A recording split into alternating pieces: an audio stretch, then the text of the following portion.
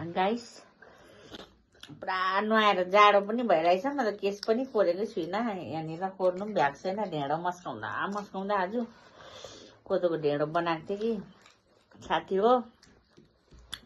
आज चाहिँ नानीहरूले ढेँडो खाने भने कि यहाँ उयसको कोदोको ढेँडो बनाएको दामी भएछ। दामी दामी मिठो भएछ हो। खाँदैछु गाइस, तपाईँहरूले पनि बनाएर खानुहोस्। सिकुटीको माछाको झोलसँग सानो सानो माछा ल्याएको थियो। माछाको झोल चिकन ल्याएको थियो। अन्त मलाई त चिकन भन्दा पनि माछाको झोलसँग मिठो लाग्यो। खाँदैछु, तपाईँहरू पनि खानुहोस् है। दामी भएछ।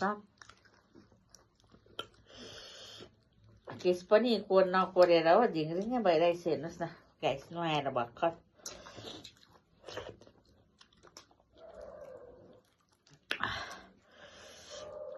मिठो भएछ जिब्रोमै।